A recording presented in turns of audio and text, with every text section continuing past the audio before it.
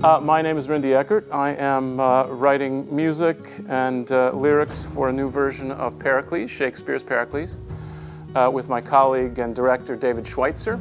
We're doing a radical new Pericles. It's going to be really fun, and we're very excited. It's a wild, wild piece, Pericles. I mean, it's got pirates, it's got this brothel where these people end up, and then you have these storms. There are all these storms at sea, which are a lot of fun.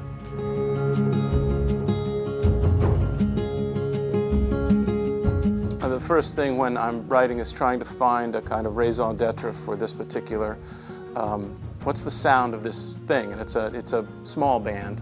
It's got to be for this bar. Basically drums, guitar, probably an electric piano, and the accordion and whatever else everyone wants to play. And the actors will also play instruments and various noisemakers and beat drums, and this thing is just going to come alive in a very substantial way. The actors become a choir, they become an orchestra, and they add to it, but it's essentially a pickup band.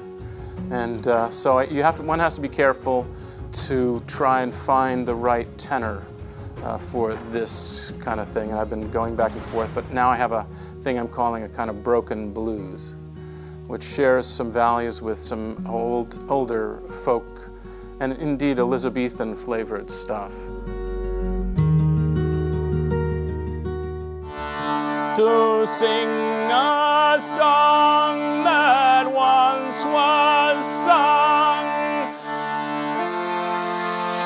from ancient ashes we are come, and so forth. And then the bar starts waking up, and all of a sudden everybody's joining. Then there's a big chorus where everybody's, one by one, they start joining, and pretty soon it's just over and over. They're soon doing their mantra, to sing a song that once was sung, from ancient ashes we are come, admitting man's infirmities, to glad your ear and please your eyes. And it just keeps going, gets wilder and wilder, and then there's a person playing like a penny whistle, is just screaming penny whistle, and then there's somebody's banging on like tables, and pretty soon the place is erupting. And then out of that, then he starts choosing people, and the play starts, and it's just going. And they're all in it.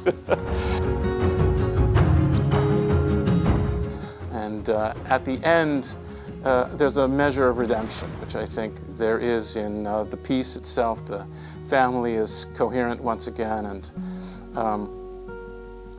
you get this great sense of hope, and I want that sense of hope to have infected this end of the world bar.